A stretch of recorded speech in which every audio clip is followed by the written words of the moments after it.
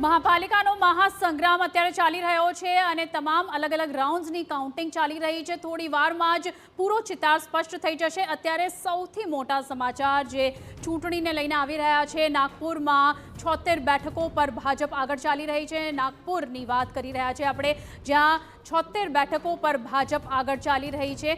Clean sweep ભાજપને અહીં મળતી જોવા મળી રહી છે। દેવેન્દ્ર ફડણવીસનું ગઢ, ભાજપનું ગઢ નાગપુર, ત્યાં 76 બેઠકો પર અત્યારે ભાજપ આગળ ચાલી રહી છે। જો કે કેટલી એવી મહાનગરપાલિકાઓ છે મહારાષ્ટ્રની જ્યાં ભાજપ અત્યારે આગળ ચાલતી જોવા મળી રહી છે। અને સાથે જ આપને જણાવી દઈએ કે અલગ અલગ રાઉન્ડની ગણતરી ચાલી રહી છે અને કોંગ્રેસે પહેલી જીત મેળવી લીધી છે। આશા કાલે મુંબઈના ધારાવીમાં પોતાની જીત નક્કી કરી લીધી છે અને નાગપુરની સાથે સાથે બીજા તમામ અલગ અલગ મહાનગરપાલિકાઓના અત્યારે અહીં ચિતાર જે છે તે સ્પષ્ટ થઈ રહ્યા છે। આપણે વાત કરી રહ્યા છીએ, અમારી સાથે સ્ટુડિયોમાં તમામ મહેમાનો પણ હાજર છે। હિરેન જોશી પણ મુંબઈથી અમારી સાથે જોડાયેલા છે।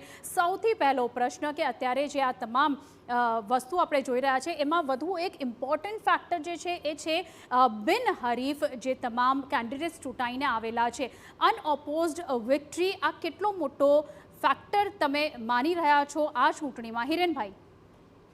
આ બહુ મોટો ફેક્ટર છે એકચ્યુઅલી। આમાં જે કેન્ડિડેટ ન હોવાના કારણે સામેવાળા જે કેન્ડિડેટ છે એને જે રીતે વિધાઉટ એની ફાઇટ એને હેલ્પ થઈ જાય છે જીતવા માટે, તો એ બહુ મોટી વસ્તુ અફેક્ટ કરે છે।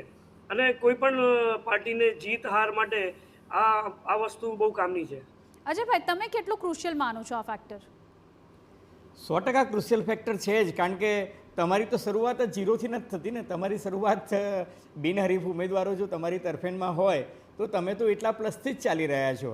એટલે હું એવું માનું છું કે ભારતીય જનતા પાર્ટીનો જે સૌથી મોટો પ્લસ પોઈન્ટ છે ને, તમે આ ચૂંટણીમાં પણ તમે જુઓ તો એ લોકો જે બૂથ મેનેજમેન્ટ કરે છે, એક એક બેઠકો પર જે એમની ગણતરી હોય છે અને જે અપક્ષ ઉમેદવારો ઊભા રહે છે એનાથી ભાજપને તમે ફાયદો જે થતો જુઓ છો એ તમે જુઓ કે એક એક બેઠક પર એ લોકો માઇક્રો પ્લાનિંગ કરે છે અને એક એક બૂથનું જે મેનેજમેન્ટ જે છે એ જબરજસ્ત કરે છે। તમે જુઓ કે ભાજપ કોઈ દિવસ આવી કાગારોડ નથી કરતું કે મતદાર યાદી જે હતી એમાંથી અમારા મતદારો મતદાન કરવા ગયા અને ત્યારે એમના નામ ડિલીટ થયેલા હતા, એમને બૂથ નથી મળ્યા।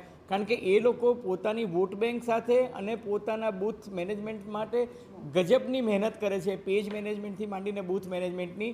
જે મને એવું લાગે છે કે બીજી રાજકીય પક્ષો જે છે એ માત્ર માહોલ પર જાય છે અને બૂથ મેનેજમેન્ટ ને પેજ મેનેજમેન્ટમાં એટલી મહેનત કરતું નથી। એટલે કાર્યકર્તાઓને કારણે પણ ભારતીય જનતા પાર્ટી 5 થી 7% મતો જે છે વધારે લઈ જાય છે। એ લોકો ઘેરથી મતદાતાઓને કાઢીને બૂથ સુધી લઈ જવાનું પણ કામ કરે છે, જે બીજી રાજકીય પક્ષોમાં જવલ્લે જ જોવા મળે છે।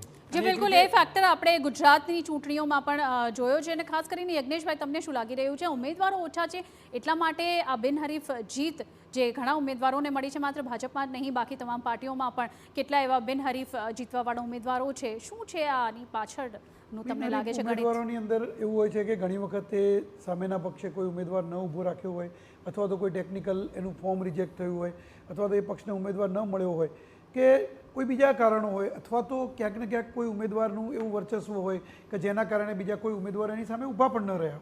એટલે આવા ઘણા બધા કારણો, માત્ર એક કારણ નથી કે બિનહરીફ થવાનું, ઘણા બધા એવા કારણો હોય છે અને એના કારણે માત્ર એવું નથી કે ભાજપના, બીજા કોઈ પક્ષના અથવા તો અપક્ષ ઉમેદવારો પણ ઘણી વખતે બિનહરીફ જીતતા હોય છે અને કોઈ પક્ષના પણ ઉમેદવાર એની સામે ઊભો નથી રાખેલો હતો, એવા પણ કિસ્સા બનતા હોય છે। કાં તો કોઈ સમજૂતી હોય એના કારણે પણ જીતતા હોય છે। અને એટલે આવી પરિસ્થિતિ જે કરીને એનું કોઈ ચોક્કસ કારણ નથી। આ સ્થિતિને કારણે અજયભાઈ એક વાત તો ચોક્કસ છે કે સાયકોલોજીકલ એડવાન્ટેજ મળી જાય છે, કારણ કે આપણે ગુજરાતની 26માંથી સુરતની લોકસભા ધારો કે બિનહરીફ જ્યારે જીત્યા તો તેનાથી મતદારો પર એક પ્રભાવ, એ સિવાય પોલિટિકલ પાર્ટીને પણ એક એડવાન્ટેજ થઈ જાય છે અને એમના કોન્ફિડન્સમાં દેખાય છે।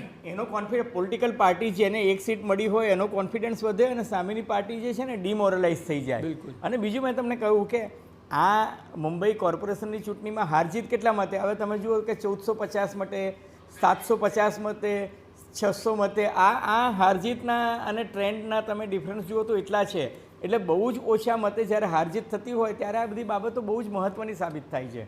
બિલકુલ। લોકસભા ચૂંટણીમાં માર્જિન 6 લાખ ને 7 લાખના હોઈ શકે, પણ આ ચૂંટણીઓ જે છે એમાં તો 600-700 મતે હાર જીત થતી હોય એટલે એક એક મતનું મૂલ્ય બહુ જ હોય છે। જી બિલકુલ। આ તમામ બાબતોની વચ્ચે ચર્ચા આગળ પણ યથાવત રહેશે। પહેલા હાલ સમય થયો છે એક બ્રેકનો।